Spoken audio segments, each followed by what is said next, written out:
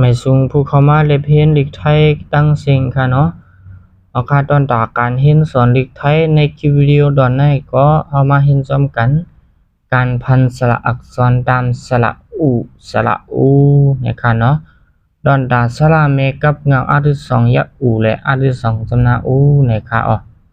ว่าเห็นซ้อมกันค่ะการพันสระอักษรตามสระอุสระอูอักษรกลางเสียงกลางนะคะดอนดาเสียงกลางกอไก่จอจานดอจา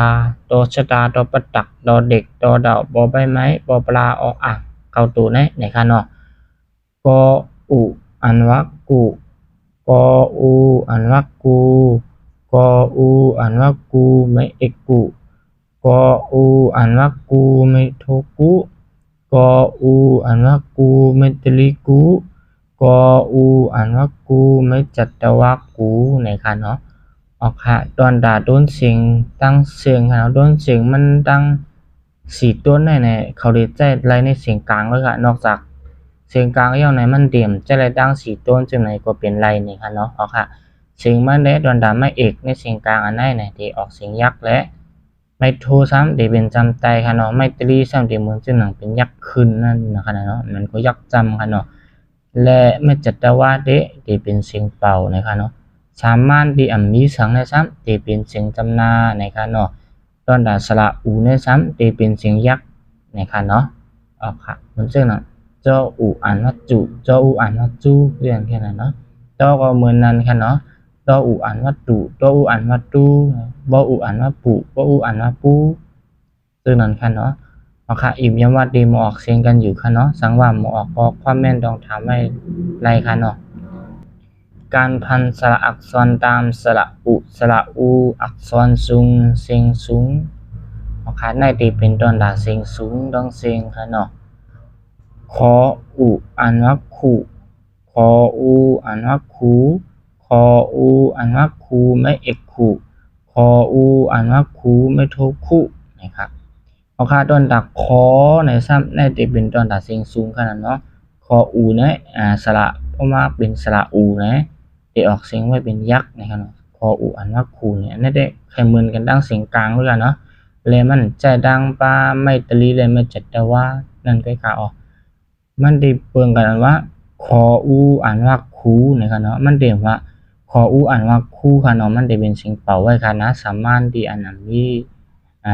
อีกสังมันในค่ะเนาะที่อันมีมาเอกไม่ทูมันในได้เป็นสามารถมันกันนะเนาะค่ะขออูก็อ่านว่าคูค่ะเนาะสังว่าใส่ไม่เอกก็เป็นคู่สังว่าใส่ไม่ทูก็เป็นคู่ยังไงก็ค่ะ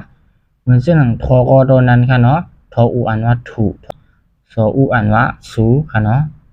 ไม่เอกก็สูไม่โทก็สู้หออูหูเปลี่ยนค่ะเนาะค่ะอยู่ย้ำว่าเดโมออกเสียงมันกว่าอยู่ในค่ะเนาะการพันสระอักษรตามสระอุสระอูอักษรต่ำเสียงเตี่ยมนะตอนดัดเสียงเตี่ยม24ตู้ในค่ะคออูอ่านว่าคู่คออูอ่านว่าคูคออูอ่านว่าคูไม่เอกคู่คออูอ่านว่าคูไม่ทุคุนะครับเนาะนะคะตั้งสิ่งเตรียมให้และดังสระในปอเนี่ยจึงมาลอกกันได้เดี๋ยวออกไว้เป็น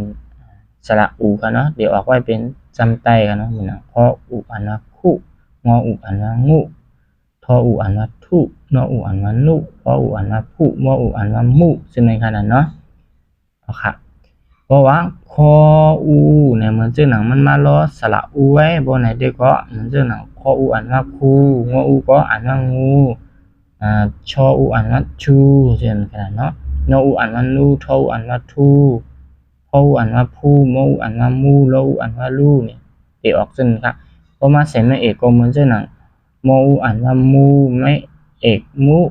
มออูอ่านว่ามูไม่โทมูเด็กออกว่าเจ้าหนังค่ะเนาะจนดาไม่เอกพอมาใจในสิ่งเตียมในบนในจึงตีออกไว้เป็นสิ่งจำใจค่ะและไม่ทูในซ้ำตีเย็นเปลี่ยนยักขึ้นอันนั้นก็ยักจำนั่นค่ะเนาะเพราะเป็นสิ่งที่ดีมันก็ตีมาไก่เย็นเปลี่ยนเสียงไม่ตรีนั่นค่ะเนาะไม่เอกซ้ำตีเย็นเปลี่ยนเสียงไม่โทเห็นไหมคะเอาค่ะยิมยาว่าตีมาออกเสียงมันค่ะเนาะกว้างกับค่ะเนาะ สังว่าหมอออกเสียงป่องใจตัวไรในการสวนสระอูเนี่ยก็ต้องถามต้องตักกันไว้เลยค่ะเนาะในเรื่องสุดที่อ่านนี้ทั้งกันหนึ่งค่ะคออุอ่านว่าคุคออูอ่านว่าคูคออูอ่านว่าคูไม่เอกคุคออูอ่านว่าคูไม่โทคุค่ะออกค่ะตอนดักคลิปวิดีโอของนายเด็กก็ย้อนฝากไปกดอ่อนตอนหนึ่งดีในเซเลนฝากกดไลค์กดแชร์และกดติดตามปันเฮืองใจกันและกันพ้องนะคะเนาะออกค่ะไม่สูงตั้งเซ็งค่ะ